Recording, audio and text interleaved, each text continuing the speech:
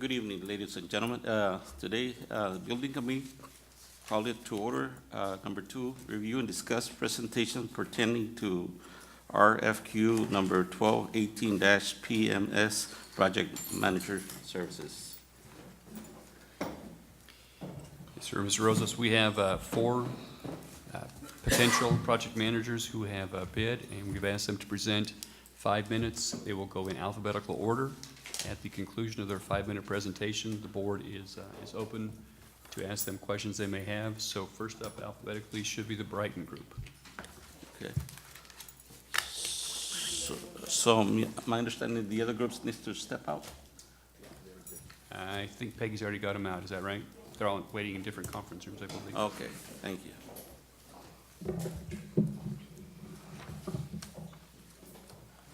Mr. Chairman, just to make sure we have Mr. Flores taking the 5 minutes for each Okay. presentation. Okay, That is correct. Thank you. thank you.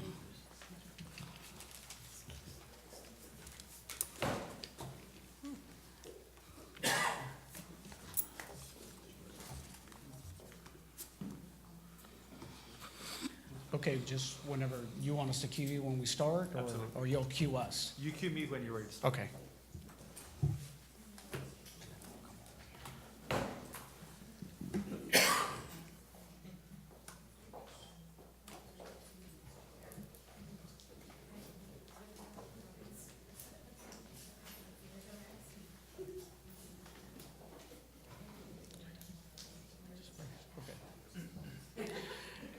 Good evening.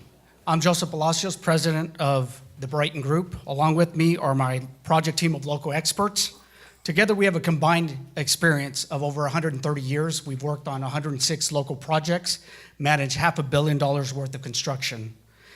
I'd like to reference our RFQ. Divider number 2 identifies our organizational chart as well as our bios, which provide a profile, education, certifications, direct experience, and awards. Divider 5 identifies the direct experience on related projects, which also includes letters of commendation. Divider 6 is our complete guide to our proposal for service as project managers for San Benito CISD. And if I can summarize the RFQ, we have a unique experience, personally, publicly, civic and community, and professionally. We're all completely educated, licensed, qualified, and have extensive service experience to serve in this capacity. Our team has led and managed government institutions and associations. We've led as president and chairman to economic and financial public corporations, served as counsel and employees of state departments, served as professionals of record for local governments, and we're all decorated professionals with best practices awards. We share a fundamental belief. Excellence is a habit, not an act. Good isn't good enough if it can be better, and better isn't good enough if it can be best. We're the only group that I know with the unique experience, but more importantly, we're all local experts in every field of the construction process that San Benito CISD will be undergoing. And we are proposing to be your representatives that will provide complete oversight, transparency, and accountability. Our promise to you is to protect your bond dollars, to maximize efficiencies and cost savings, to manage and hold all vendors accountable to their level and the quality of their service, and to always work in respect to the best interests of San Benito CISD, so that all facilities are built ahead of schedule, under budget, and with the best quality. Now, how do we deliver this? With our experts in their respective capacities, we will fully define all project objectives in order to produce scopes for all professional services, all architectural, engineering, and construction. We've already mobilized our efforts. We're collecting data and researching all alternatives that will allow for solution-based recommendations that will not only define the projects, but offer alternatives. And as you can see, we've presented some of the maps. We've identified off-site, on-site utilities, and all the potential access that are options. We also have our legal and administrative staff, which is very unique to our industry, that will develop and manage internal controls and direct oversight on contracts, procurement procedure, active negotiations, compliance and accountability, and becoming an extension to San Benito CISD. We're going to initiate platforms in communication, data management, and reporting by utilizing state-of-the-art technology that give the San Benito CISD direct oversight of all project status in real time. We'll perform value engineering, estimating, constructability reviews, which will provide innovative solutions that will expedite projects and develop alternatives that result in savings without compromising quality. In conclusion, Brighton Group is redefining the industry by providing a full and extensive scope that is all-inclusive to the demands that will be placed on San Benito CISD. We're going to provide local experts in every field of the construction process of all bond projects, and will manage all aspects on-site daily, resulting in success by promoting projects that are ahead of schedule, under budget, and at the best quality, returning those savings back to the school district. We want to thank you for your time, consideration, and hope to represent you and work together to assure this success. And we are open for any questions, if there are any. Thank you, Mr. Palacios, for the presentation. We had the luxury of visiting yesterday, actually, with Santa Maria ISD and their construction management, and we heard from their perspective. So if you can just give us a kind of a bird's eye view of, from your perspective, how you work with ISDs and ensure that any peace of mind should be assured and all that sort of stuff from your perspective, because we heard it yesterday from the construction perspective. Yes, so our industry is ever so changing. The demands of project management, because of prior litigation and construction in the construction industry, it is extremely important to initiate this type of service because it provides all of the necessary oversight that's necessary to produce positive projects. Santa Maria is one example where we were introduced in the middle of chaos. At that time, their architects had designed a facility that was twice the capacity of what their needs were. The projects were going nowhere, and they were in jeopardy of not moving forward. They had sold bonds. They hired our firm to reevaluate the project. We provided in-house design. We re-engineered everything. We studied the demographics of the school district, what their true needs are, and obviously for the growth as well for the next 10, 15, 20, 30 years, we projected what their true needs are. Once we mobilized and we were able to do all our constructability reports, we were able to get a guaranteed maximum price for almost half the price of what they went out for bonds. With that, and that's the luxury of our team. We're professionals in every aspect. I've done construction for the last 30 years, both in the commercial, industrial, and public sectors. And the team that we assembled here, we believe that San Benito is going to be even a bigger beneficiary. And the reason I say that, because you're introducing us at the right time. The most ideal time you bring a project manager is right at this point, to assure that we produce the necessary scoping to make sure that every one of your projects stays within the confines of the budgets that you are wanting to hit. Not just that, that we make sure that we offer our level of expertise. And we have Laura Warren, and we have Mark Iglesias, and we got civil engineers, we have surveyors, we have every aspect in our team to make sure that we provide that oversight that's necessary as we're initiating some of the scoping for some of the professionals that will be coming in. It is what we do, it's what we do best. But I believe that San Benito is in the perfect position to realize this, if not more, surpass the benefits that Santa Maria has. We believe that we have the tools necessary to be able to deliver what your expectation is.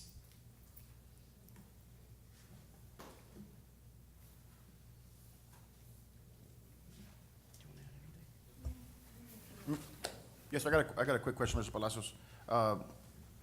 Just to sum it up real quick, is there any way that you can, just so we can get a better picture of how your team is organized and your organizational chart, can you please identify each one in the lineup, please? Yeah, and I'm going to have them personally introduce themselves and tell them what capacity they serve as project managers with us and our team. Thank you, sir, appreciate it. Good evening, board members. My name is Jose Caso. I'm a licensed attorney. I've been working with government for the last 10 years. I used to be the staff attorney for the Texas Commission on Environmental Quality. And after that, I was the chief of staff at Hidalgo County Precinct 4, where I oversaw over 120 employees in parks, drainage, all sorts of infrastructure construction. And over the last couple of years, have developed a primary practice of working in construction projects and oversight and management. Hello, my name is Mark Littleman. I work with Mr. Caso here. I'm one of his legal assistants, and I'll be helping with the legal review for the San Benito CISD project. I also assisted with the Santa Maria project as well. Hi, my name is Fernando Ochoa. I've been working with this company as inspection on the school construction. I've been working for many years in constructions and overseas and in other countries too. So, yes, any question? Good evening. My name is Laura Warren. I have offices here in McAllen and in Austin, Valley established. I bring to the table over 34 years of experience. I am an internationally certified architect and construction expert. Don't let the high heels fool you, gentlemen. I do wear my steel-toe boots with just as much ease. What I bring to the table is the experience we have with our worldwide clients. We never think inside the box, but out of the box. We first place the needs of our clients and strengthen the team in any way we can. We do not forget that in this case, we represent the voices of you and the needs of the students of San Benito. When it comes to quality, we need to stop thinking, why not, oh, other cities have bigger and better things. The truth is, as somebody who has been involved here in our community in community leadership in the private and public industry, I have stopped and said many times, why not our children? Why not us? Our students deserve the best. We understand it because we all have been community involved. Our children have grown here and gone to school here in the Valley, and we understand the time to get back. We really appreciate the opportunity.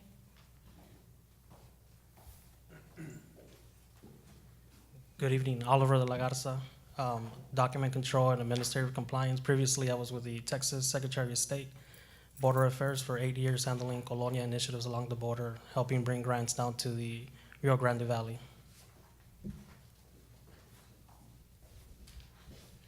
Mark Iglesias, I'm officially the environmental manager, but I'm also a project manager. I have extensive experience. I started with TxDOT. I worked at TxDOT for several years, and then I went into private industry for civil engineering, infrastructure type projects such as this. And then now I'm on my own and starting with working with Brighton. And what I'm gonna be managing is the environmental process, the right-of-way process. Sorry, I've been sick the last couple of days, so. And also my new endeavor that I worked at the Edinburgh Economic Development Council. I was the chairman of the board there for a year. And then also I'm going into a new endeavor as starting appraisal services and right-of-way acquisition services. So we're doing that as well, and that will be my main focus here. And like what we said, we looked at these projects before, and through our experience working with TxDOT in this area, we know the roadways might be needing improvement. So that would be my expertise, and also the infrastructure such as the lift stations and the water supply and the wastewater.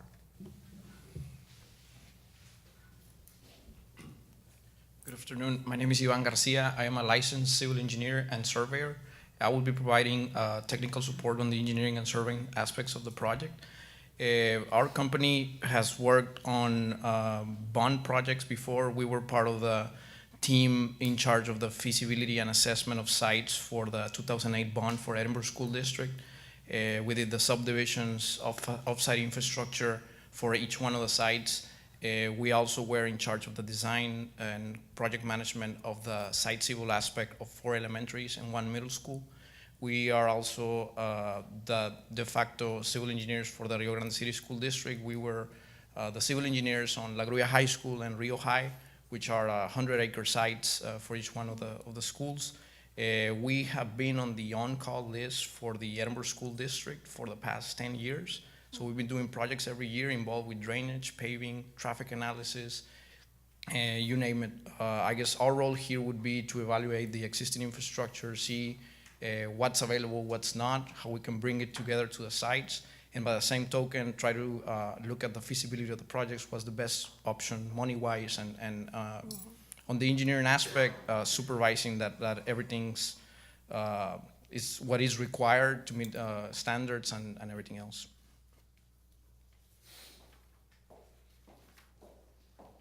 Hello, I'm Andrina Deanda, and I am the director at the Warren Group Architects. I've been working with LADA for over 18 years, and I am the client liaison, and I do work on interiors as well, and project management and site observations. Thank you.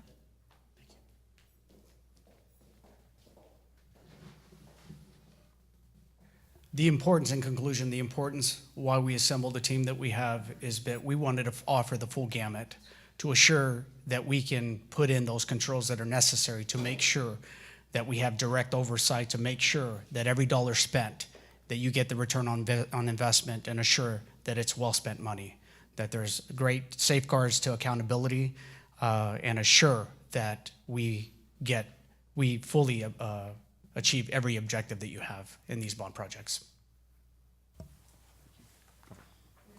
Thank you, sir, and I appreciate your team for the presentation. Awesome, good job. Thank you. Thank you. Thank you.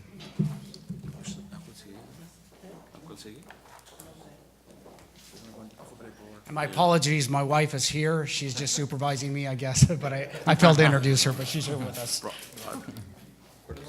Broadus.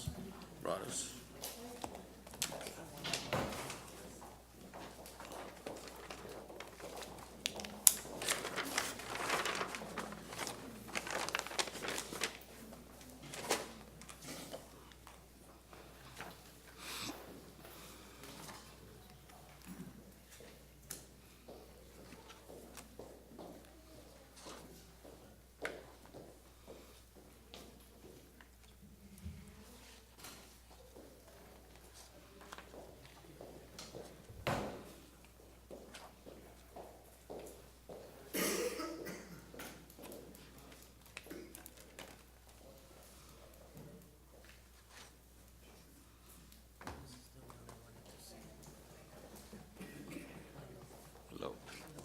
How you doing? Nice to meet you. How you doing? Likewise. Thank you. How you doing? Hello.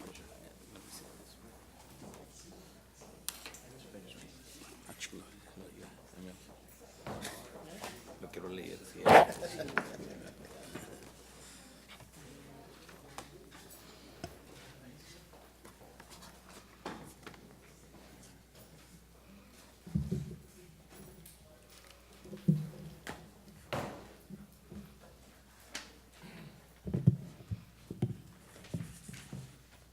Is there a clicker for that?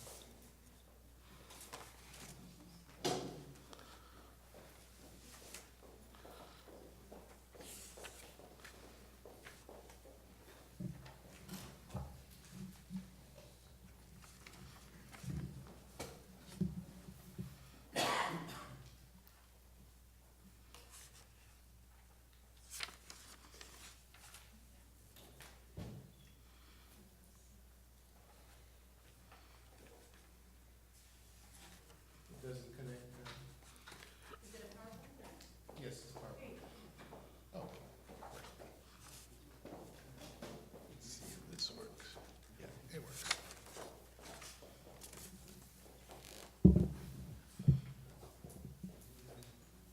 Mr. Rosas, Director of Facilities, shall I get started whenever y'all are ready? Or- Attorney?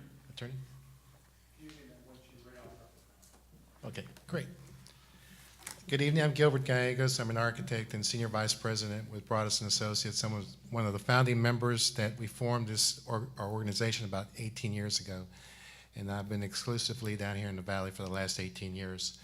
I want to give y'all in terms of our qualifications, why we think we are the best firm this evening in terms of presenting our qualifications. Our firm has managed over $10 billion of projects throughout the state. We are professionals. We specialize in K through 12. And project management, program management is our only business.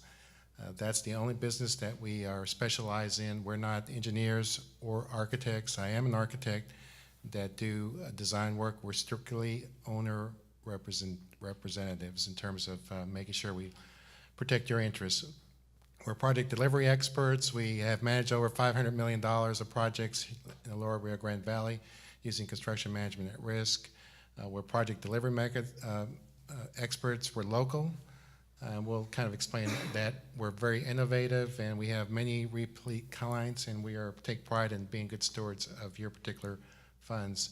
This is our certificate stating that we are on the Texas Board of Professional Engineers, our organization, Broadus and Associates.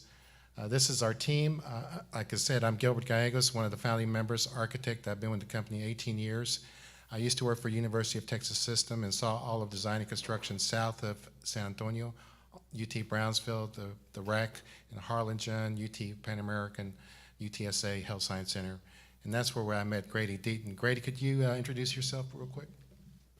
Sure, I'm Dr. Grady Deaton. I came to work for Broadus and Associates in 2003 and been with them the entire time except for a little over 4 years when I went to work for TSTC as their vice president for facilities on their 10 campuses throughout the state.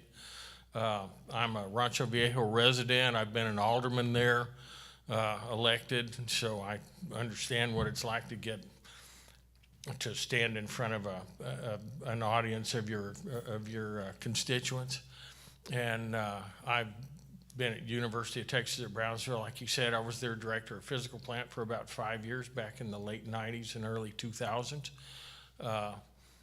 And I've been in the construction business all my life. Thank you, Grady. Thank you. Good evening. I'm Tim Weldon, Senior Project Manager for Broadus and Associates. I've been with the firm for 11 years. During my tenure with Broadus, I had the opportunity to work on the TSC bond program, the recent STC bond program, as well as the Edinburgh ISD bond program.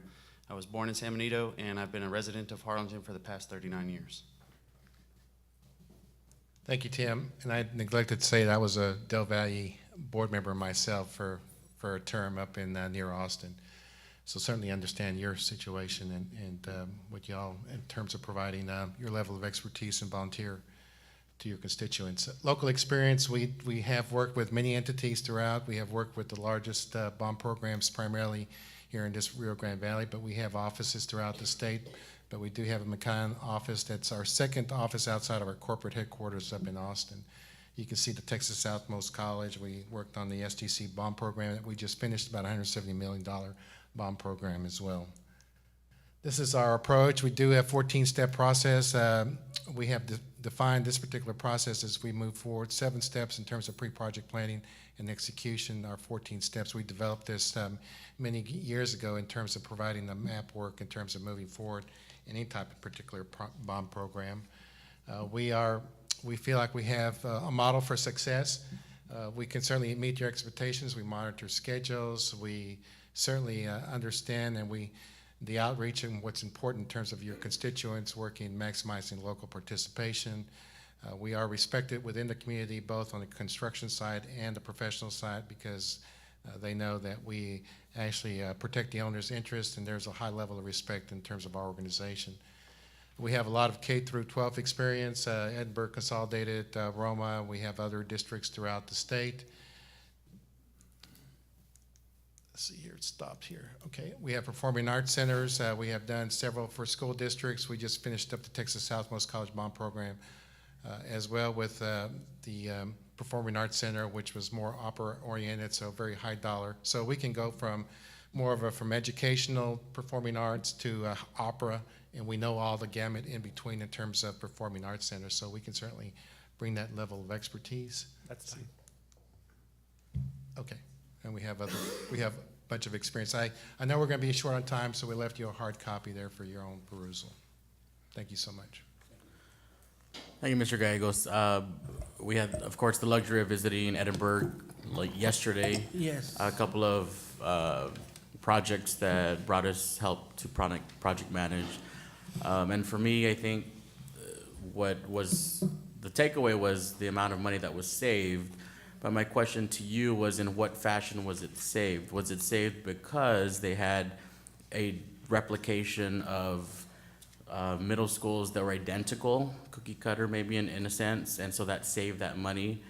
As well as the 3 performing arts centers, they decided to go exactly, the same architecture and whatnot.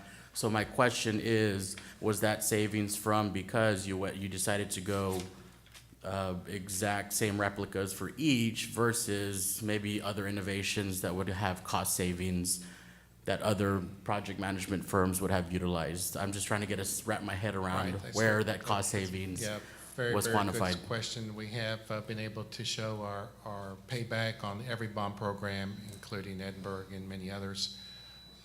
One of the key items in terms of the strategies of moving forward is obviously to maximize your value. And yes, there was a portion of the repetition, and those costs were a portion of saving costs.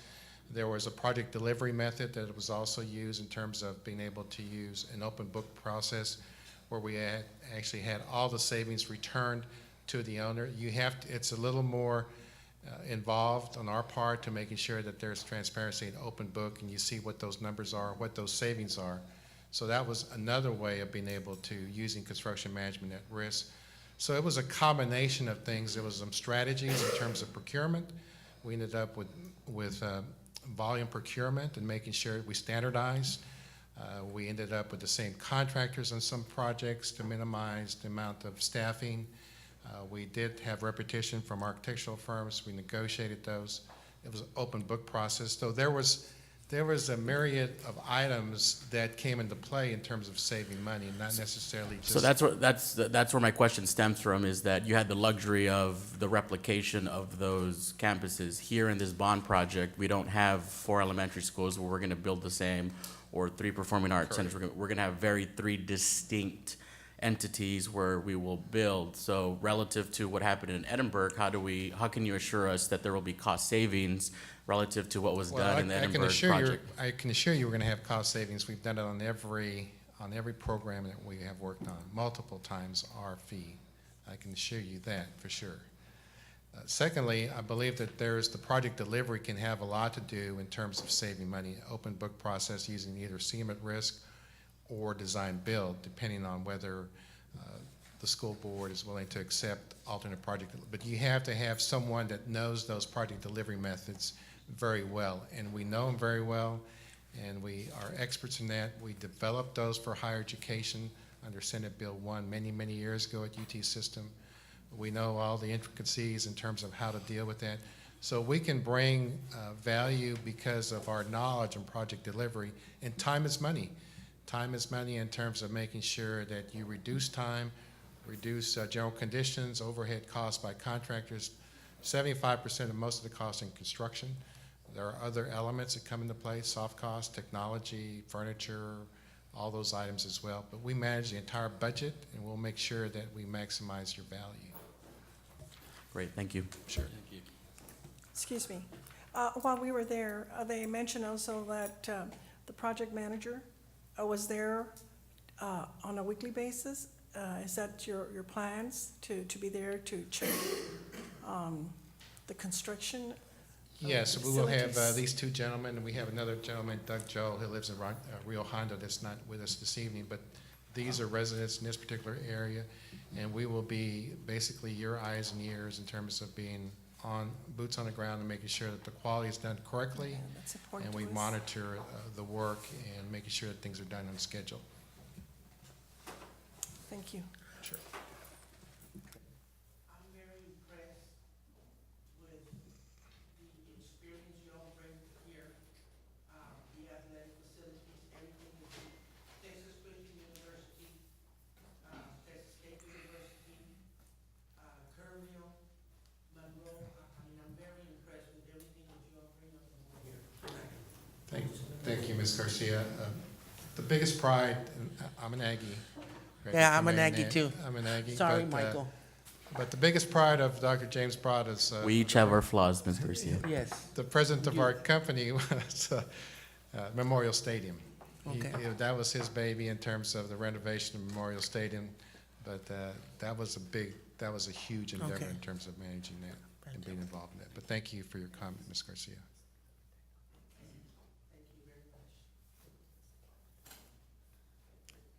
Any questions? Thank you so much for your time and the opportunity to present our qualifications. If you have any more questions, feel free to give a call at your convenience. Thank you so much.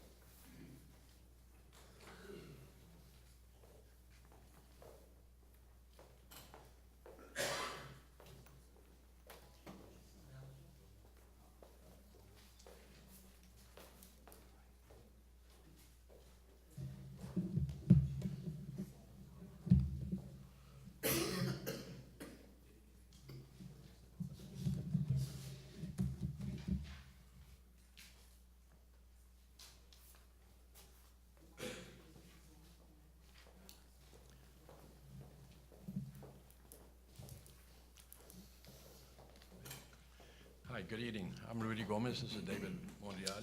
We are GMS Architects. First of all, I want to thank you very much for giving us the opportunity to come in and make a presentation. You know, the firms that you're interviewing are good firms, but I think we're in a position that we possibly could help you best. Since we only have 5 minutes, what we'd like to do is show you some of our work, and it really leads to the question of, do you need a construction manager? Because the projects that we'll show you, we handle simultaneously. And so the work that we do is exactly the same work in coordination that we feel that a construction manager would do. We do project management. Every one of ours is like that. I'm gonna hit you.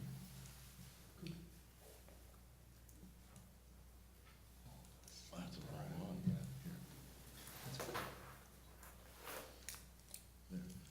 This first one, go ahead. Go ahead. This first one is the weight room and indoor athletic facility that we did for Rivera High School. It's a complete indoor facility, has weight room, has additional toilets, et cetera, that we support the outside soccer field activities.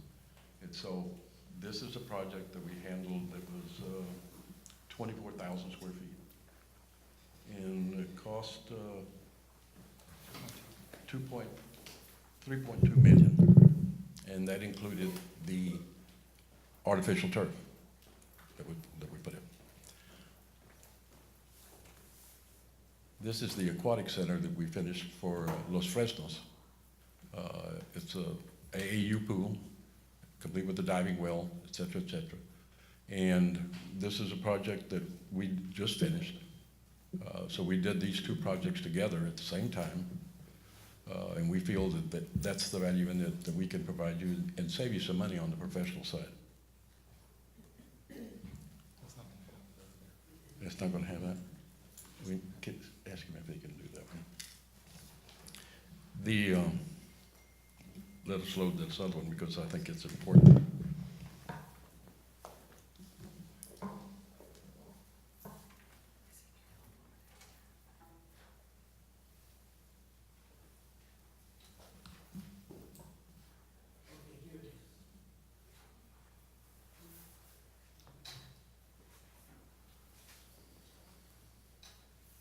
Mr. Flores, can you stop their time? Thank you.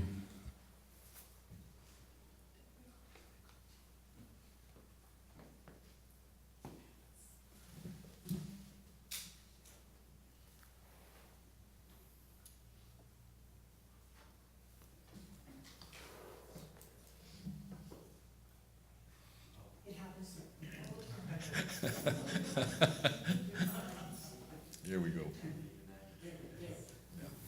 This is the aquatic center. And so this has complete dressing room facilities, the whole 9 yards. And this is these two jobs we did actually at the same time. Where is this facility located? I know it's in Los Fresnos, but where? It's next to the football stadium. It's Okay. just to the west of the football stadium. I think he needs to do his presentation, then we'll ask him questions, Go ahead. because the time limit. The last item on your bond issue was a fine arts auditorium. This is where we'd like to possibly give you an alternative. One of the things that we were doing for Los Besos is they wanted a fine arts auditorium also. But when you're looking at seating 1,200 people in their program and the investment that you make, they were really questioning that investment as to the number of times that you would actually use that facility for that capacity.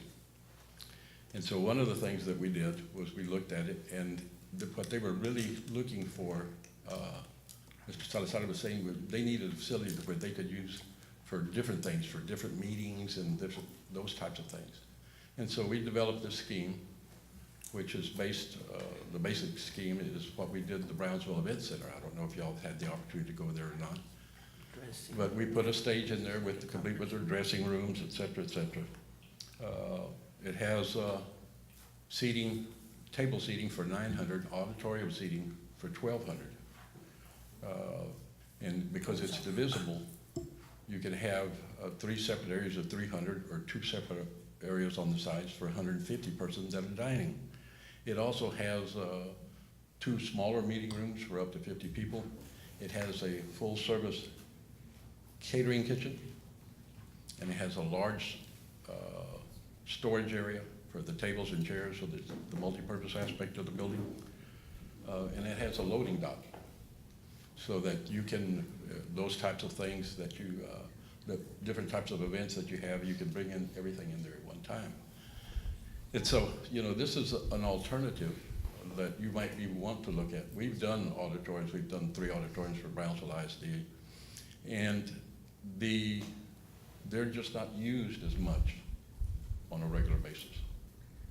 This building is booked for 3 years in advance.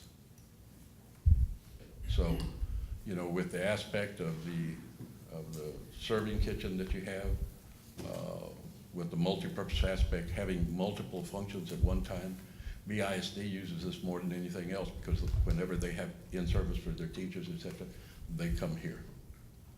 So this is food for thought, but certainly this is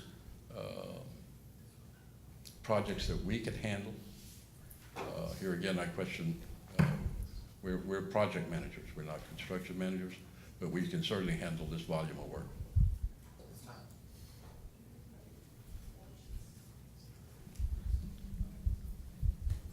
Can you take it back to the auditorium, please, because I have a couple of questions on there.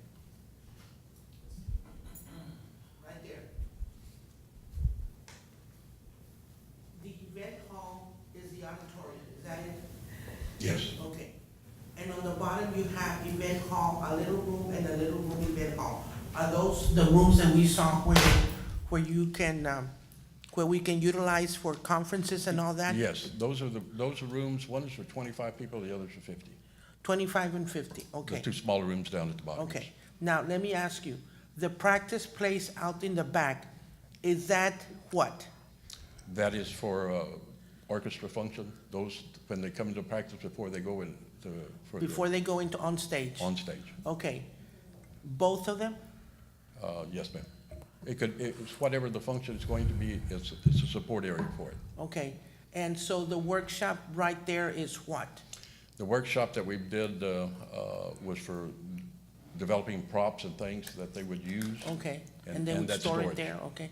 And the dressing is the dressing room, obviously? Yes. Okay, Ms. Garcia, I wanted to interrupt real quick. Mr. Flores, I just want to make a clarification point that this is an RFQ for project management, not necessarily architectural services in terms of design. So I want to make sure that our questions are specific to project management.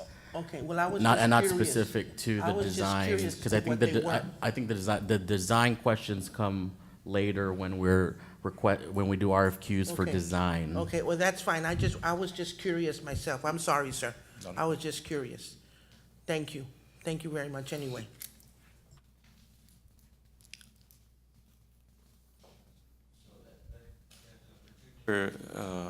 Thing is, what's the capacity on this one? This one would be between 12 and 1,400. Okay. Any more questions? Thank Fine. you. Thank you very much.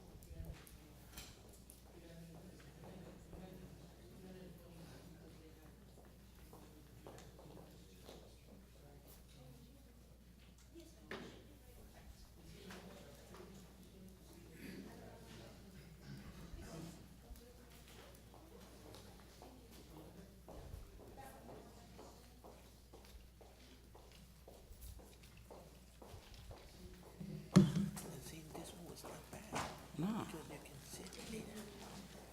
Hello. Thank you.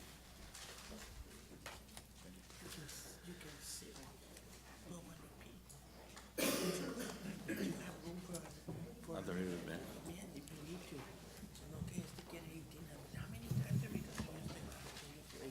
Sí, pero lo está rentando también. Es lo que quiere preguntar, ¿cuánto lo rentan?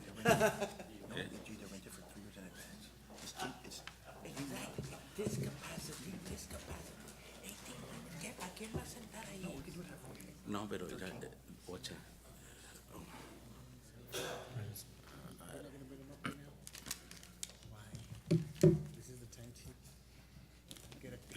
Mr. Chairman, are we ready?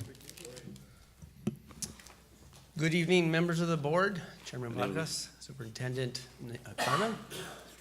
I want to take a few moments here to introduce my colleagues. I am Rene Olivares. Israel Gonzalez. Thank you. It's a pleasure to meet each and every one of you, and thank you for the opportunity to present to you tonight. I am the representative of RO Engineering and principal and founder of the firm.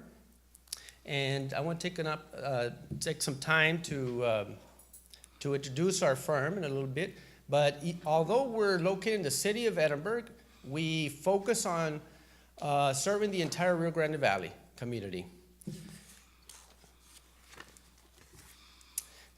I'd like to talk to you a little bit about the firm and highlight some things of the firm and kind of walk you through about who our team is going to be. And we have selected a group of professional, experienced, and efficient individuals. And we want to show you some relevant projects that highlight the relevant personal experience of these individuals. Also, the management process behind this project.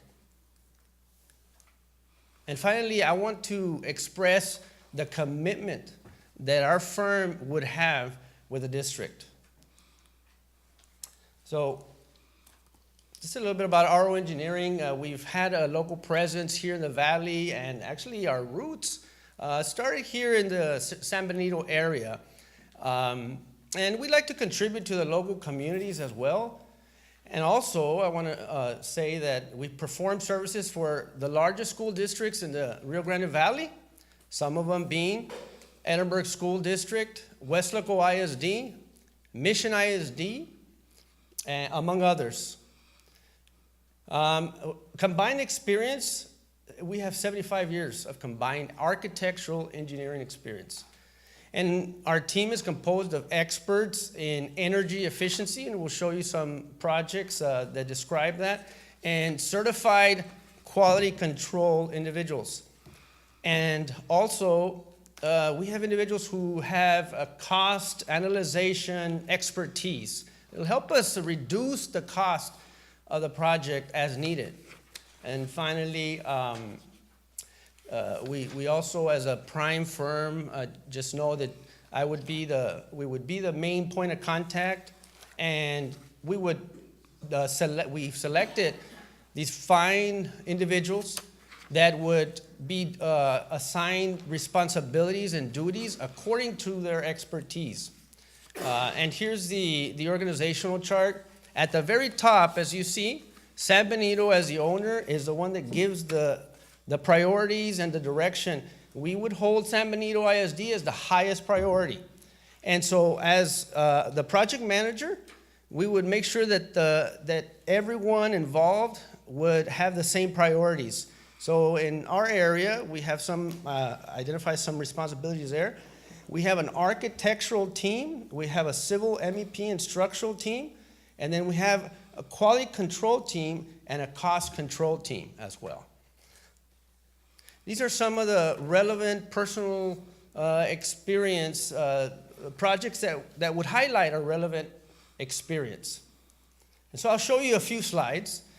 This is Palmview High School at La Joya ISD, and construction cost estimated $71 million with a total square footage of 424,548.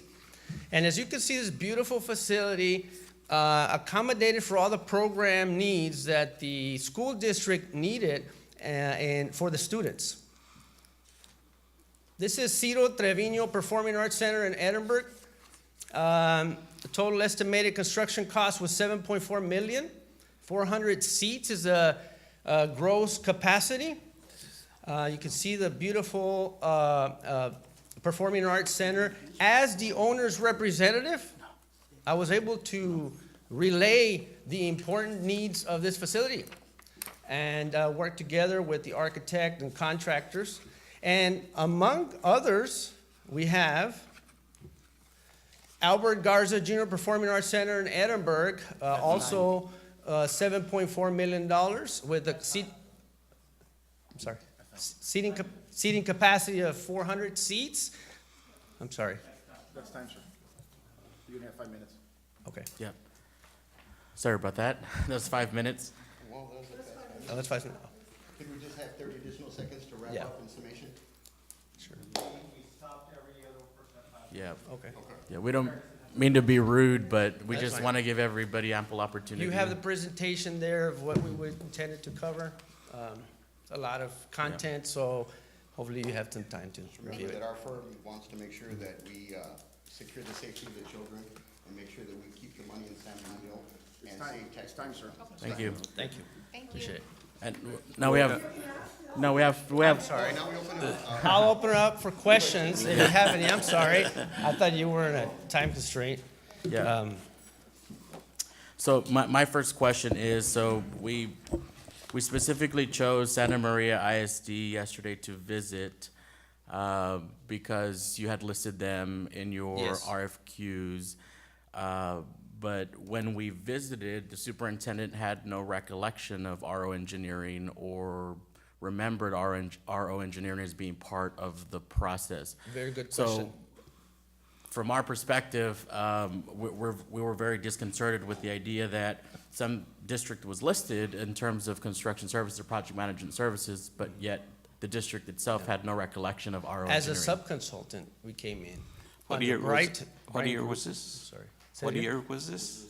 This is 2018 Okay. present, right now. Okay. And so what we did is we reviewed the documents, made a lot of recommendations, and I have that in my file if you'd like to see that. Okay. And the recommendations that I recommended allowed the district to save about $160,000 with our value engineering experience. And that was recommended to Bryan Group, which is a prime. Just like I mentioned, I would be the prime, and we have sub-consultants in the project in the areas of expertise. Mm-hmm. What? So I know, I mean, to give you the benefit of the doubt, I know there was a change of superintendents from Ms. Chavez to Mr. Cuellar or Dr. Cuellar, but you list that there were project management services provided, assuming as the prime, but yet that was not the case. I'm sorry, say it again. In what project?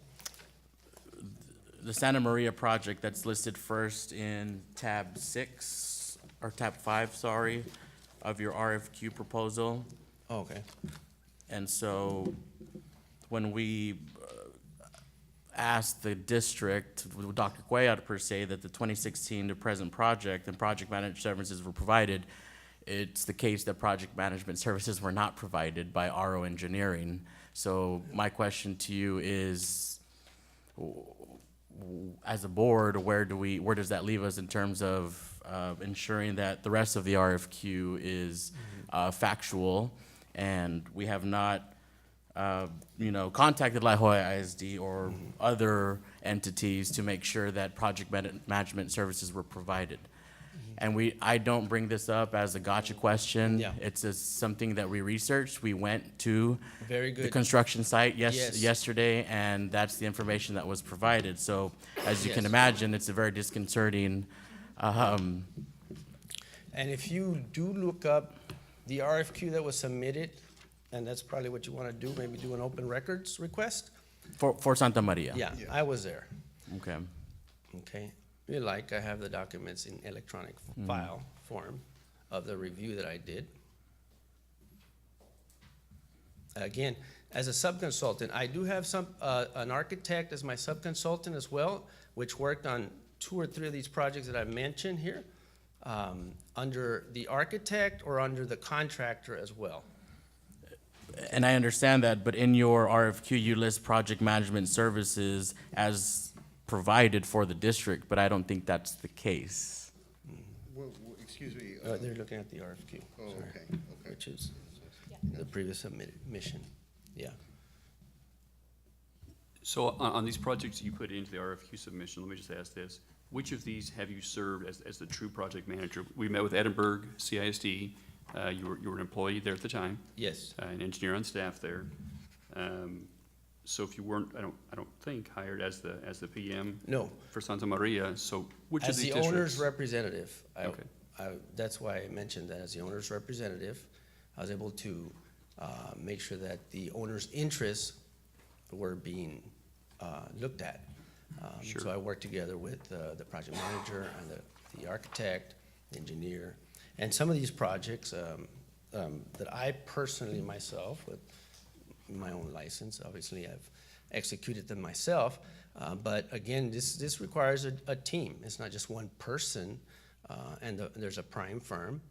And so as I list them, I do mention that my colleague, Steve McGarrett, was involved in some of these projects as well. Okay.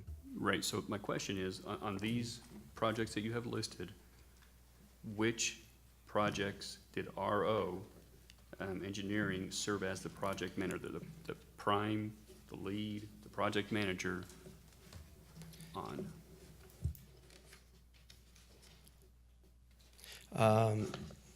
Wesco ISD Energy Conservation Project of $12.8 million.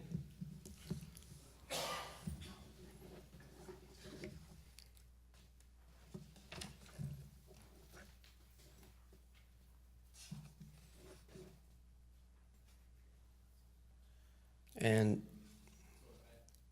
So I know you list Wesco Conservation, but yet the services provided you list are not project management, it's MEP Engineering Services. no, I was the project manager there. There was a contractor it was a design build, so they had their own. So you'll have to excuse us, we're a little confused with what we received in your RFQ with what's being presented today.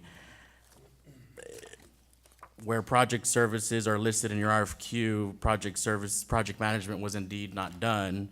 And where you say project management services were done, MEP engineering services were done. So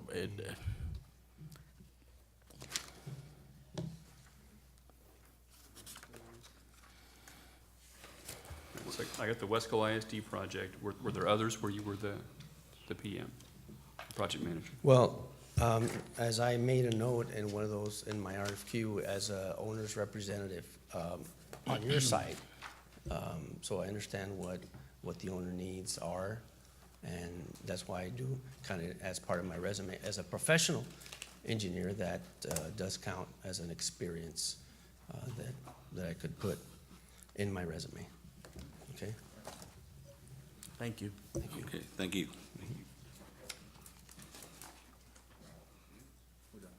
Any other questions? No. Thank you. Thank you.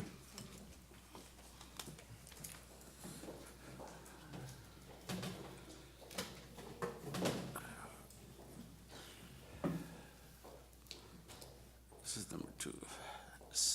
As a reminder, we're here to evaluate and take charges towards the project manager. And considering what happened and everything, I think we also should consider what we want, because we went into the details as far as what we want. So that's basically why we went to visit yesterday some of the campuses. So should I proceed? Okay. Is it agenda item yet? No. Okay. Number 3, review and discuss all allegations funds of major renovation projects. All right. As soon as the presentation pops up here, I'll run you through this. This is an opportunity to kind of bring together all of the major renovation projects that we've been discussing over the past year or so, in comparison with our financial position based on our recent audit, what we have available to us in our fund balance, kind of what we should keep back to be conservative with our funds. And I'm stalling until I see it come up on the screen.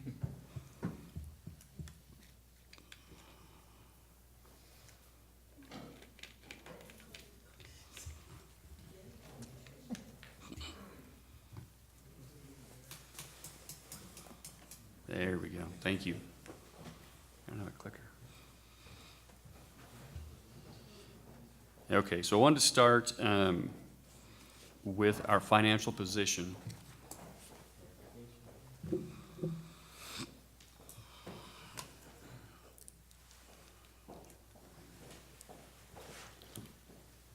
Currently, San Benito CISD, after our last audit and the money we put back into our fund balances, including our unassigned fund balance, we sit in a very good position. We have just under $30 million in our unassigned fund balance, 29.896. Per San Benito CISD policy CE local, we are to retain a minimum of 10 to 15% of our annual budget in there. I know a few years back it got below that, and that led to an unfortunate situation with a RIF. Excuse me. For us, we spend roughly $9 million a month, probably a little under at a general. That may include some of the child nutrition, but safely $9 million a month. If you round that up a little bit, $110 million a year, 10% is $11 million of that, 15% is $16.5 million of that. So by policy, that's the minimum that we're supposed to keep in our unassigned fund balance, and we're well above that. We're in a solid financial situation right now. Recommendation that I'm going to make to you this evening as we start these projects is that we maintain 2.5 months of expenditures in there to be conservative. We have a legislative session coming up where our legislators are promoting reduction in local property tax, the state taking on more of a share of public education funding, but they have yet to indicate where that new revenue is coming from. So I think we should be cautious, but even being cautious, we have over $7 million that I believe conservatively we can spend toward some major renovations. So if we look at that as our number, and again, that's very conservative, almost $7.4 million. And then we look at a list of renovation projects that you've probably seen for the last 12 months. It's changed a little bit here and there. Some things have been added, some things have been already taken care of and are off of there. And we've been trying to kind of drill in on the numbers. I'll read them off, some of the main ones on there. The roof replacement, we think we can do most of this district for about $2.1 million. And we have Parsons here this evening as the next agenda item to kind of elaborate on that. We know that we have a need for some additional seating in our softball field, as well as the possibility to cover that seating. And then we have some netting that needs to be worked on. That's less than $300,000. The high school renovations that we started this past summer, we got 2 hallways done, turned out, I thought, very nicely. to make sure we finish that over the next 2 to 3 years. And if we want to dress up the front of the building, I think conservatively $2.5 million, we can handle that. The LED marquees on every campus are there. That's an estimate, about $20,000 per campus. The parking lot where our buses are. Security cameras, we have a bid to upgrade district-wide for $655,000. And my recommendation is we table that, and I'll tell you why. We have been looking at a safety and security measure or bill being considered by the legislature this year. Commissioner of Education 2 weeks ago told us in a meeting at Region 1 that security cameras, just like metal detectors this last round, are being considered, obviously not approved, but being considered on a matching type of state grant. So I would hate to spend $660,000 today when if we wait and a bill is approved, we'd pay about $330,000 of that. So I think it would be wise and of our best interest to wait and see if that bill does come to fruition and is passed. Some fencing at Dr. Garza and VMA, and the actual bid I have for you tonight is a little higher than that. The press box and elevator at the football stadium has come up, and if we go with a larger press box, it's going to trigger, I think, an ADA requirement for an elevator up to that, and that's going to dramatically add to the cost there. We did get a number from Weslaco. We tried to account for inflation, and we feel it's going to run about $3.5 million. The elementary outdoor gyms, we have 10 of our 11 elementary campuses that have the outdoor gyms, and we have a bid on one. They're all same size, they're all very similar in structure, a little less than $50,000, so you do the math, $500,000, we should be able to enclose all 10 of those. We have various canopy projects, and depending on the day or the principal you ask, that list changes a little bit. But we think for $500,000 we can satisfy the needs, maybe not all the wants, but the needs that are out there on our various campuses. High school parking lots, we've started this project. You guys have been there, you realize that it's partially done, but if we're gonna do it right, we should bring it all up to level with new paving for about $125,000. The visitors side parking lot at the football stadium has been brought up, and we believe that to pave that area and to account for the drainage, we're looking at about $600,000. Obviously, we put it out to bid and try to drill that down to what we can, but roughly $600,000. That's an estimate we received from a contractor. Dr. Garza STEAM Academy, with the additional students there, gaining, 250 kids there this year, added 1 or 2 cars. And the pickup has been a little slow. It got better when the after-school program started. And I think they're continually working on it to make it better. But one thought is for walk-up. So we have the drive-through from the parents on the back. We have the bus that comes through in the front parking lot.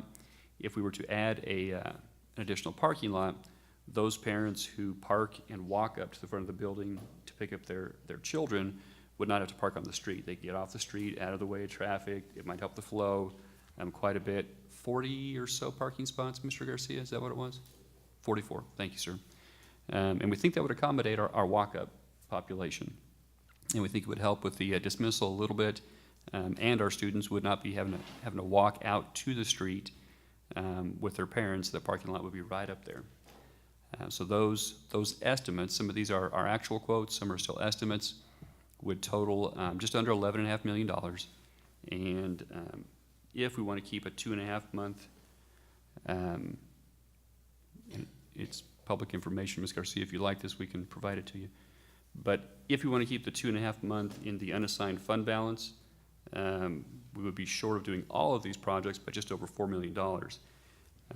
My opinion that the 2 with asterisks there are 2 we should probably put on the back burner. But that's up to the board. That's just my recommendation.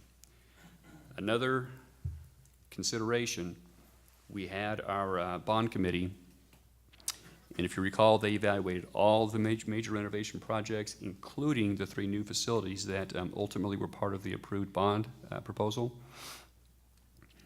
And I asked them to kind of put in order the non-bond projects, and here's what they came up with. The high school renovations, we already started. They felt it was very important. The roof replacement, if you don't take care of your roofs, your buildings are in trouble anyhow. So they felt like that was right up there. Obviously, the number of fans we have out at the softball, they felt like that was important. The canopies, the security cameras. If you total all that up, you're only at $6 million, leaving an extra 1.3 or so off of my recommendation. That group in particular did not feel like enclosing the outdoor PE gyms was a top priority, but I know in talking with the elementary principals, it's a high priority. I have one giving me a kind of an evil eye out there right now just for not making it a priority. But and I understand with the weather, inclement weather we have sometimes, that it would be nice. Yeah, this now. It'd be nice to be able to have them inside instead of outside. It would make it more usable every day of the year, not just when there's nice weather. So if you look at it from that perspective, we could take care of every recommended major renovation from that committee and have money left over. So depending on how you want to look at it, from the total list versus the total dollar, depending on how deep you want to dig into that fund balance, tells us how far we can go. So push the right button. What I'm asking for, first of all, were there any additional projects for consideration that I didn't get on that list, and any major ones? The visitors parking lot didn't come up until recently, so I just want to make sure before we start spending money that it's on there now. I think if you go back to the netting and the baseball area, one of the biggest concerns that I've heard from parents is the congestion when the actual baseball games are actually occurring. And usually during that time, the heat is pretty much up there as far as the heat's concerned, and there's really no ventilation. So in essence, I think we should consider either moving the baseball, pretty much spread them out in a sense so that there would be some airflow and that will allow for some ventilation in that area. I don't know how much that would cost to relocate either one or two of the baseball fields and just make it into a wider area, because it does get a little congested, it does get overheated in that area.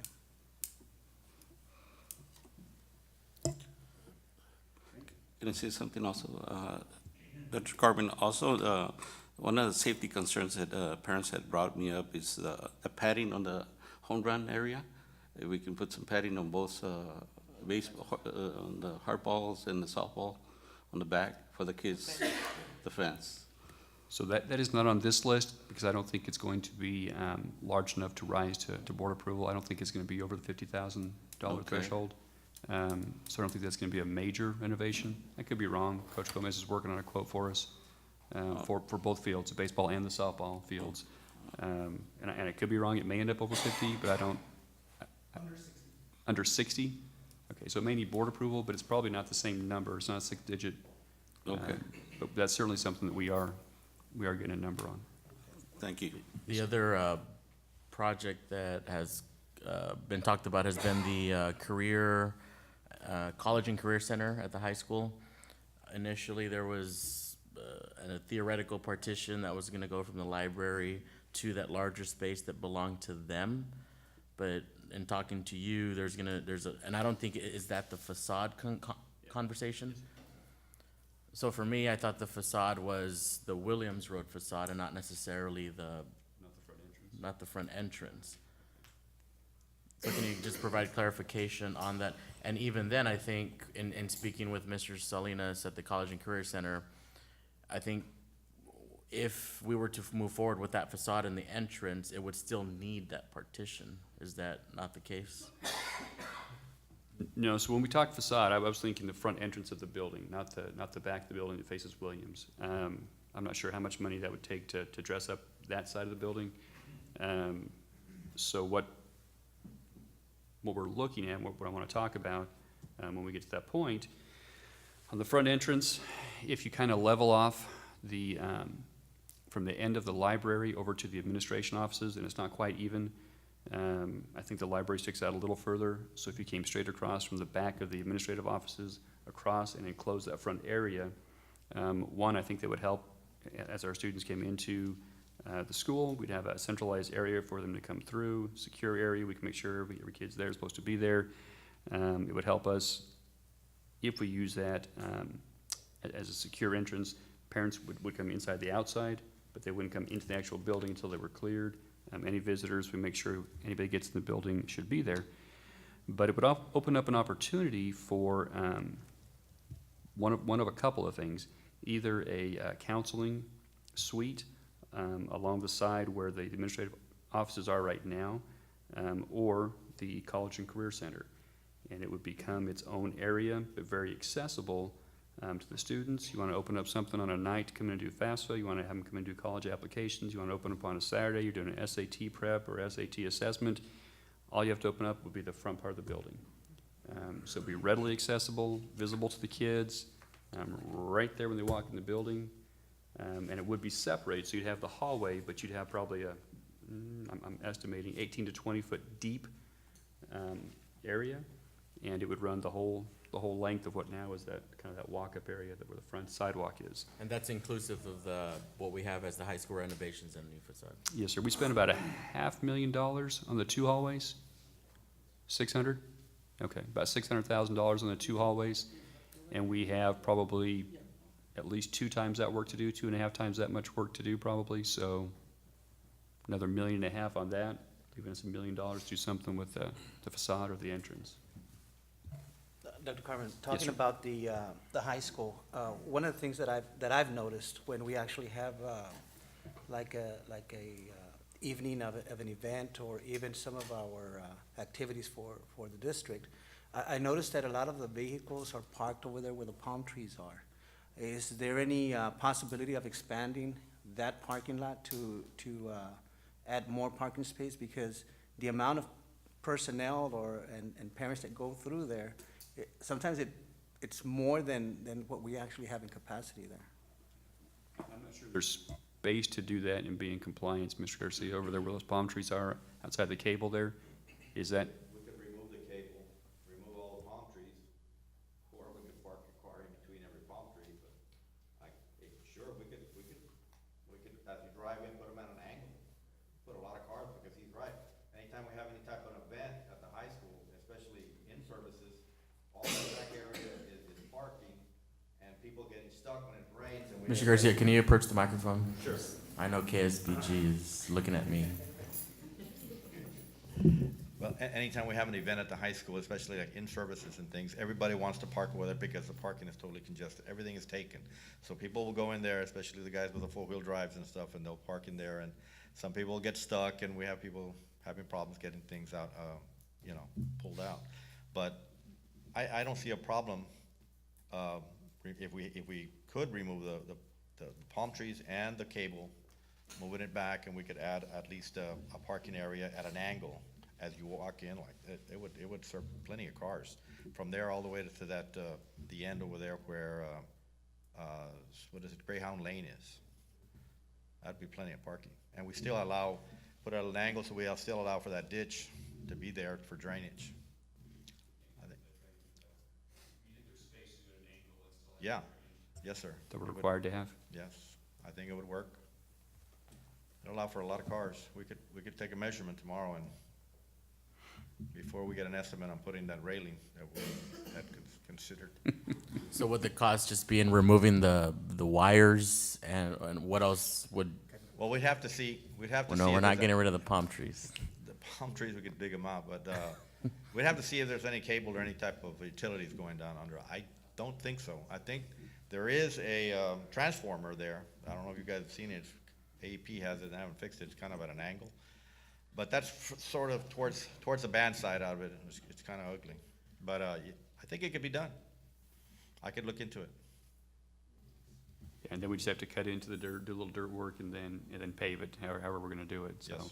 I mean, you don't wanna make it right, you don't want people parking in dirt or caliche over there, so. Yeah. Okay, so we can get a number on that and, add it and reprioritize. All right, thank you. Thank you, Mr. Garcia. Hey, Dr. Herman, back to the baseball and softball seating improvements. After going out there and assess, I think what we ought to do is first and foremost assess the situation that we have now. The priorities, of course, are additional seating.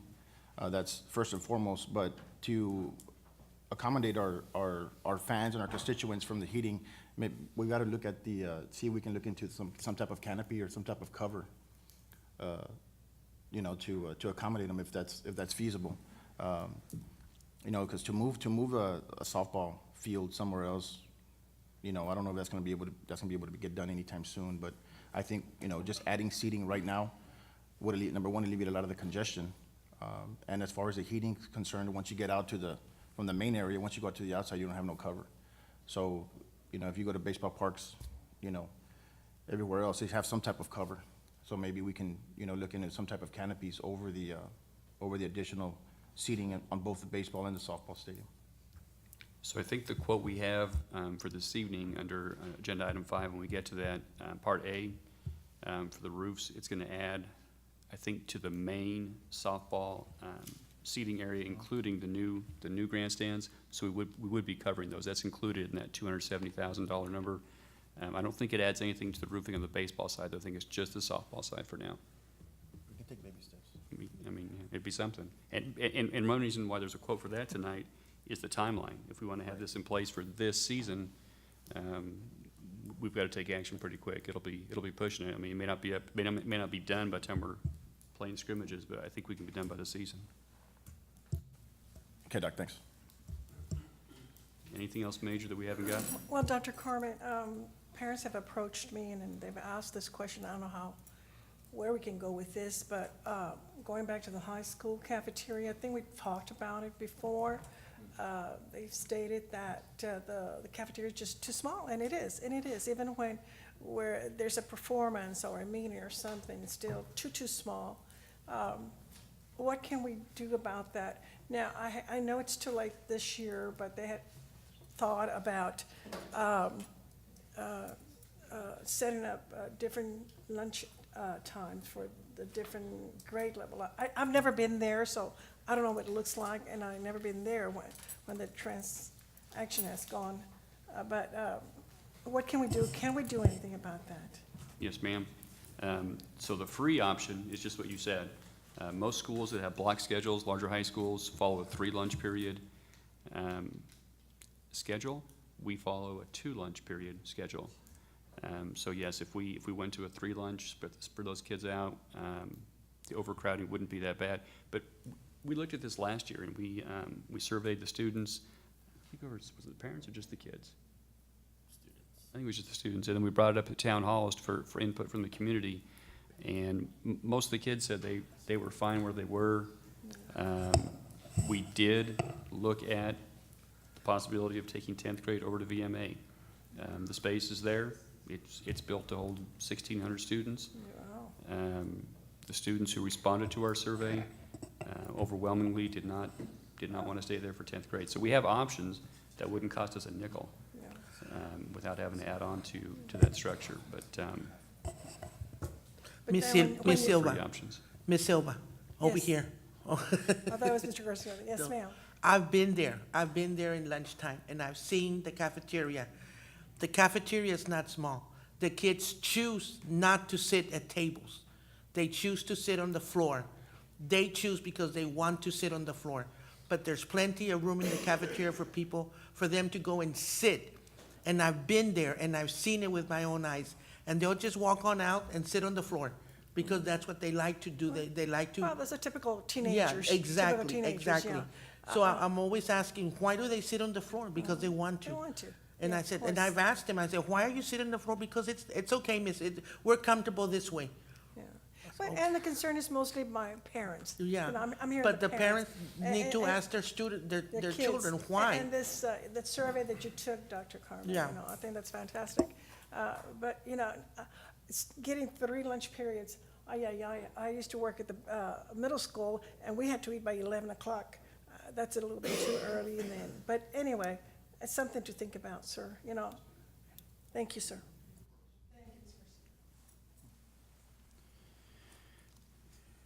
Okay, so if there are no other huge or large pressing renovations, and this list it keeps growing every time we talk, it grows a little bit. The money No, doesn't grow. I think you covered most of what the priorities, sir. You have, I'm very concerned on, that's okay. There will, I'll deal with my issues.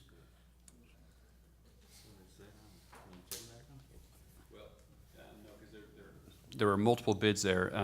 So this would not be an agenda item yet. I guess what I'm looking for here then, from this committee, is some prioritization. I mean, I think that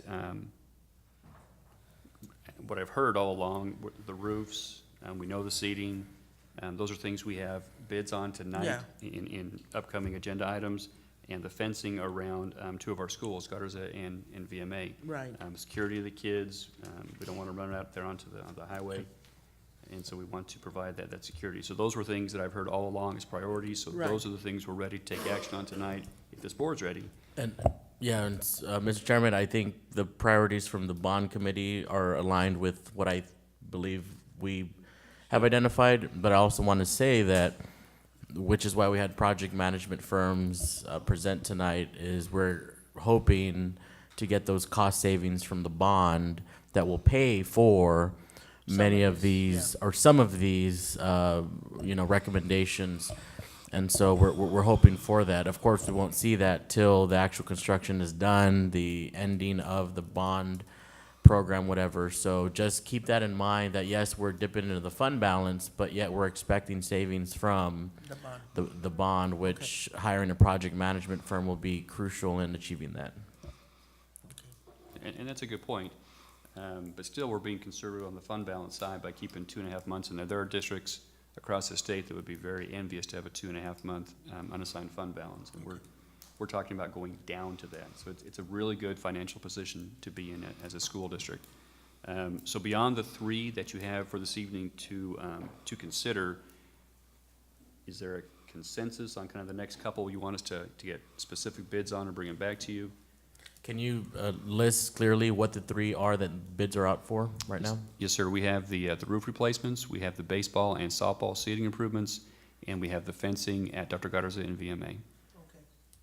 Those are the 3 on the upcoming agenda items to consider this evening. Yes. Mr. Chairman, would the enclosing of the gyms be a priority for each elementary campus? I believe so. At least start with 2 at least, we got 2 elementaries that surpassed 700, and at least we gotta show some kind of, for the kids to exercise and get out of the rooms. So maybe we can start with 2 buildings and gradually. Could I recommend that if we're gonna do those, we do all 10 of them?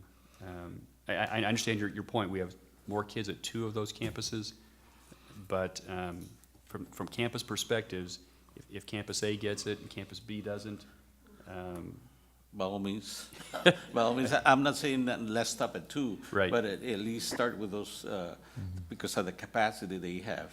I think it's hard for them to go outside during the rain and things like that. And, yes, the 10 is fine with me. And I may go out on a limb on my own here, but I'm looking at the LED marquees. It's not a huge cost, but it seems though that those schools that have marquees now are in very busy areas, which makes sense. But my concern is a lot of the more historically poor neighborhood schools don't have the marquees. And I'm speaking from my neighborhood at Frank Roberts. I'm talking about Fred Booth. I'm talking about Sullivan. They have 0 marquees. And so I think it begs the question why, first and foremost, we have not prioritized those campuses with marquees. So I would want for, in terms of an equity discussion, to bring those marquees to those schools and pretty much give everybody else that opportunity. VMA? Every school. Every school. But Doc, this is for every school, correct? that's correct. I think we had one that already had the LED in place, because that's about $20,000 times 17, so either we're off one. Again, that's an estimate. So if we bring a quote back, we get competitive quotes for that, it'll be for every campus to have just the same type of LED. Mr. Chairman, can we add that to the Yeah, priority list? let's add it to it. To the priority list? Thank you.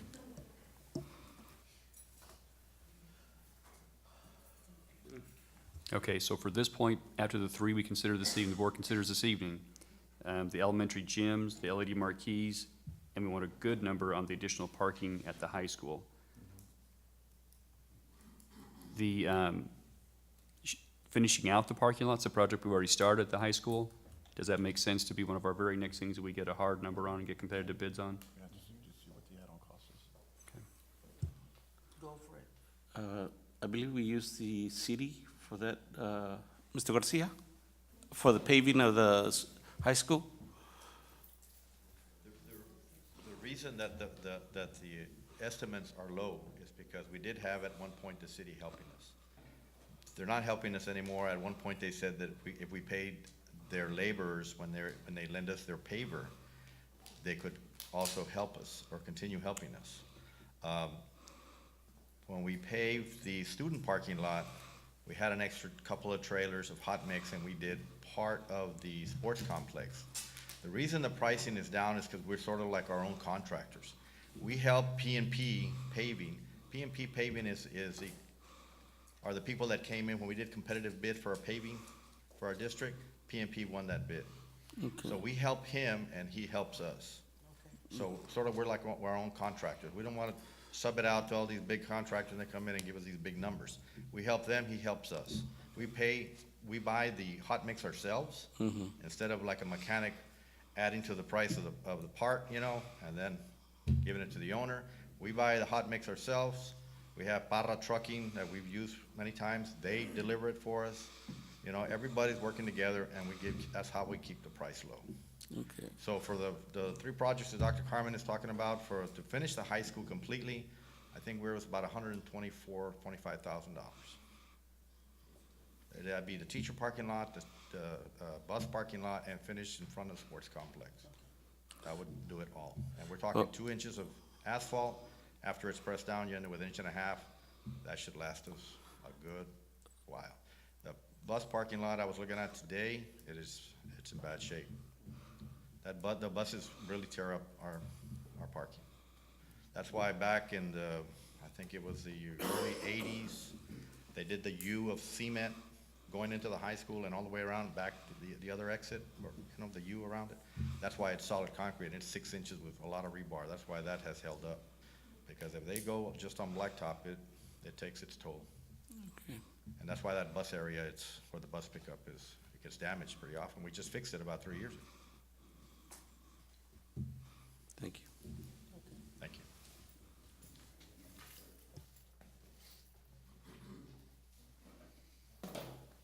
Any other questions over this, or are we ready for the next agenda item?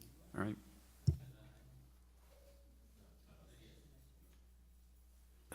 Number 4, review and discuss a proposal for Parsons Roofing.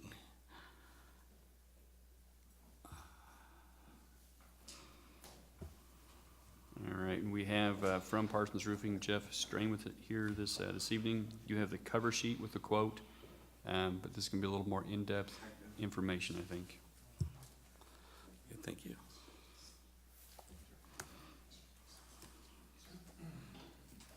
School board member.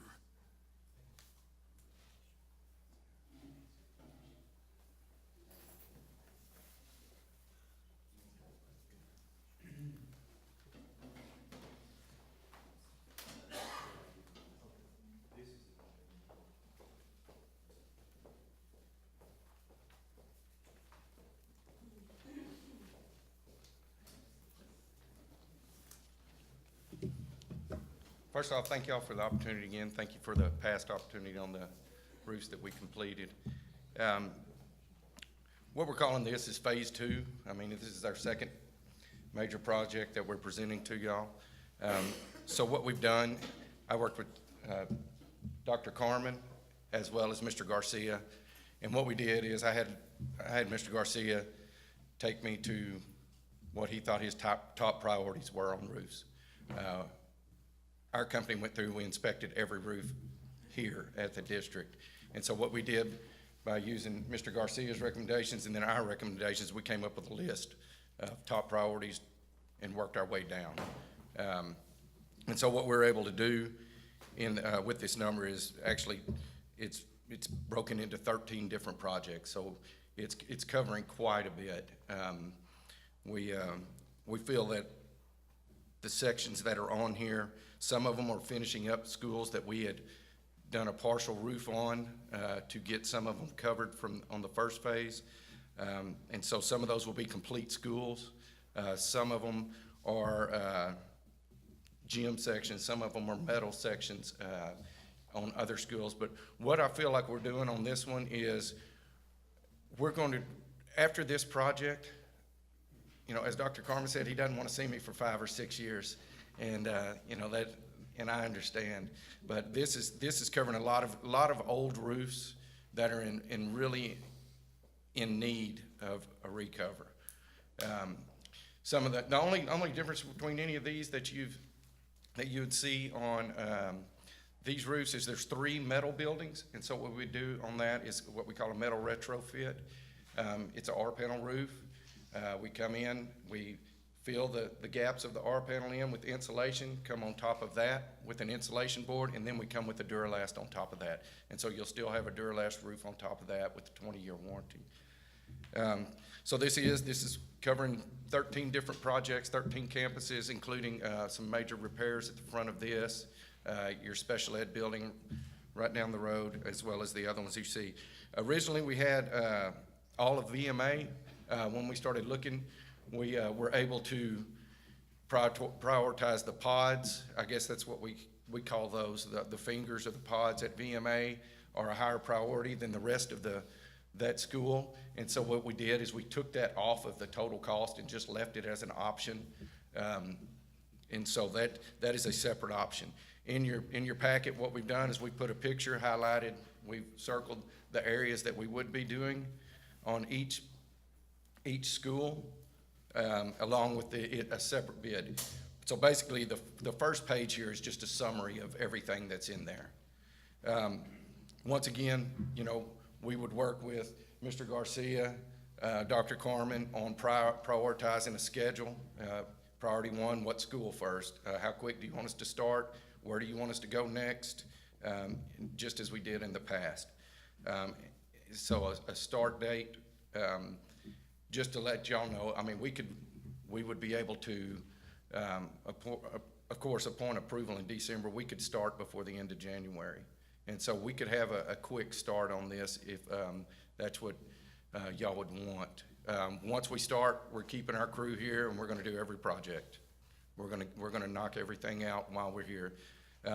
Estimated perfect weather and everything with all of the projects, and this is an estimate, about 150 days.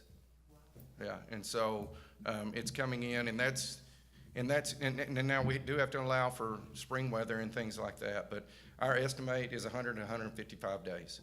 And so that's getting in and getting this done in a pretty reasonable time. One thing that we have, you know, that we're also offering, while our guys, they'll be staying here in San Benito.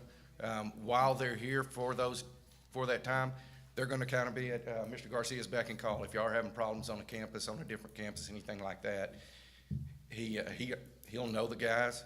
I mean, he can go tell our project supervisor, I need to borrow 2 guys, we need to do this, and we're gonna allow for that too. So you almost have a repair crew here for about 5 or 6 months to take care of some things too. And so that, you know, that can help a lot, because, I mean, there are a few more roofs that could be re-roofed or worked on, and there's gonna be some roofs that need some repairing and things like that during the next 6 months. And so, you know, we are allowing for that also. And then, of course, on the second page, some of the things that apply to all the roofs, the 20-year warranty, along with everything else that we've offered on our past roofs. And so, you know, I'm here for questions. I'm here for anything that y'all need. Dr. Carmen, I know we've done roofs, I feel like, since I got elected 3 years ago. Is this the final phase of completing what we need? So, not entirely. The main buildings have VMA are the optional one. They're the $561,000 that I'm going to recommend we hold off on until we have kind of an idea where we are with the overall picture from the bond. And then we're going to have 2 or 3 other buildings that probably within the next 3 years we'd probably want to knock out. Right. But once what we're looking at, I mean, from our view, what we're looking at is hopefully this is going to get some of the roofs we think have 4 to 5 more years left. And so You do have some roofs that are modified roofs, the rollout shingle type, that still have a little bit of life left on them. And so, you know, we really tried to work down on the ones that we thought really needed it now. But, you know, I'm hoping that there's not any major re-roofs or anything for the next 4 to 5 years. And then with that being said, they're not entire schools right now that are needing that. There's going to be some in the next 4 or 5 years that are big sections on schools. But this is going to, I would say this is going to take care of, for the next 10 to 15 years, 75% of your roofs, I would think. And so you're going to run into problems. I mean, I'm not going to sit here and say that y'all do this project and you're not going to have anything go wrong with another roof that we didn't do. But I think this is going to make a big impact on it.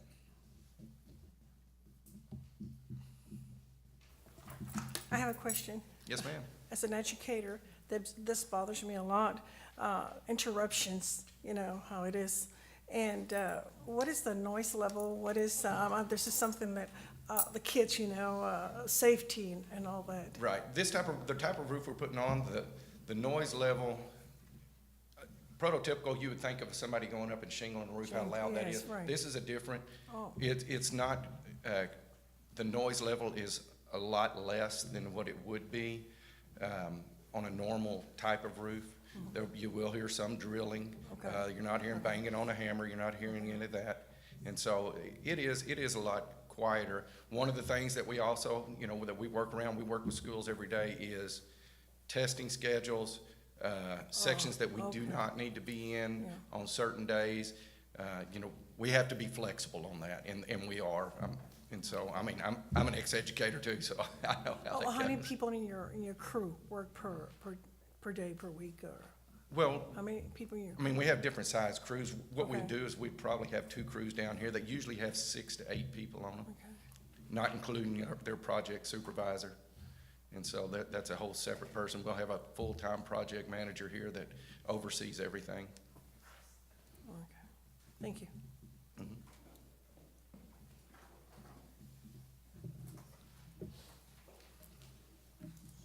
Any other questions? And I will say, it's good to see, I told you all this last year, I'm on the school board, and it's good to see that y'all are moving forward with some great projects as far as everything y'all have, and congratulations on y'all's fund balance and y'all's budget. Thank you. Are you local? Are you from Los Fresnos by any chance? No, ma'am. Thank you.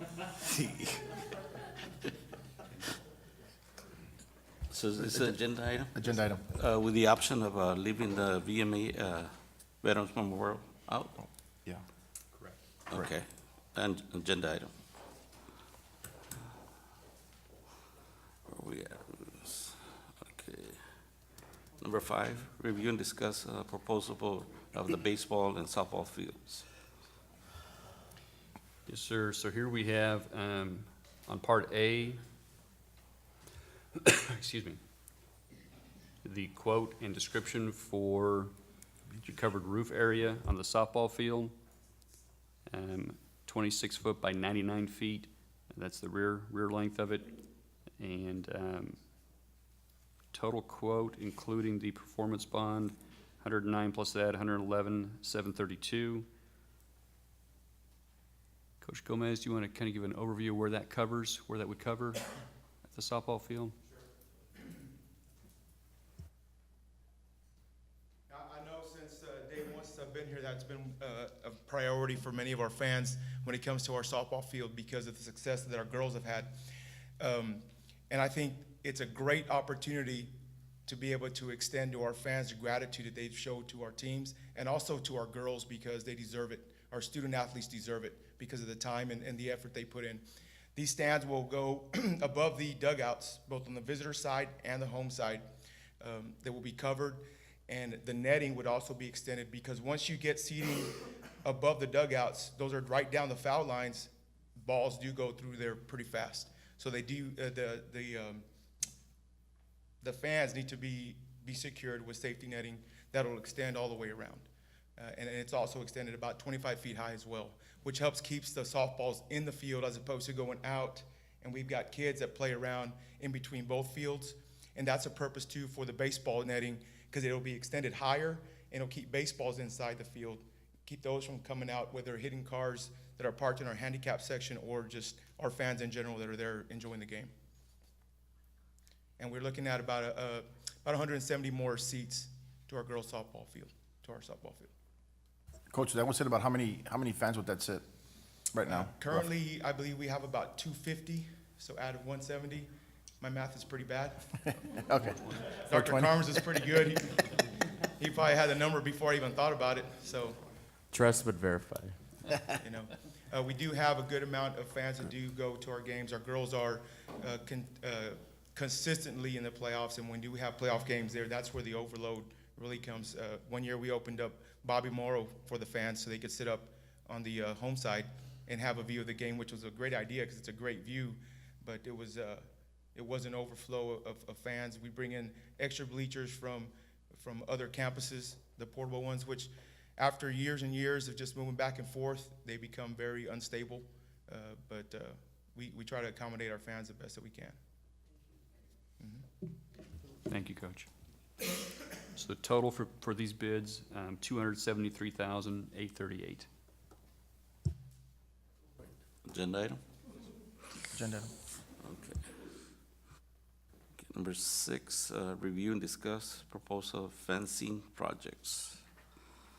Yes, sir, and as it's opening on my iPad here, these are the quotes, here we go. The quotes for Dr. Garza Elementary School to enclose that campus, and then at VMA, the quotes that you have in Board Book for $36,900 at Dr. Garza. That's for a black vinyl coated fence. So instead of being the harsh metal looking chain link fence, this would have the black vinyl coating on it. And if you haven't been by Dr. Cash, she's grinning right now. If you haven't been by Dr. Cash, we did that there. Yes, Mrs. Cornett, it was your recommendation. We did it there, and it turned out wonderfully. It's not as harsh as that metal looking. It is $10,000 higher at that campus to have that vinyl coating on there. But as far as the life of it, they last longer. They blend in more with the background. They don't stand out as much. They're not as rough looking. It, in my opinion, gives a much classier look to our campuses while still providing the exact same security that the uncoated chain link would do. So that's the first bid there, $36,900. If you scroll down to the next page there at VMA, excuse me, the black vinyl coated fence there to enclose that campus and keep our kids from running off or anybody from running on, $128,500. And again, that is that black vinyl coated fence. If we went with just the plain chain link fence, it was $96,780. So it is $31,720 higher. So if we approve the black vinyl coated fence, it does cost us $41,720 more than the plain chain link. But I think the way it looks and its life, I think, are worth that additional investment. But that's the proposal for the board. Were there any other bidders on this project? Rendon? Garcia? Let's go. No? Okay, thank you. No, thank you, that's the only bid. Garcia Fencing has done most of our fencing throughout the district. They're very reliable, they're very professional. Okay. And it's Garcia Thank you. Fencing, but it's not David Garcia Fencing. Thank you. Agenda item? Agenda item. Okay, number 7, committee concerns. All of that, everything we spent today fell under building committee and the chairperson, but we did it as a board, what we spent today. So, thank you. Adjourned at 7:59.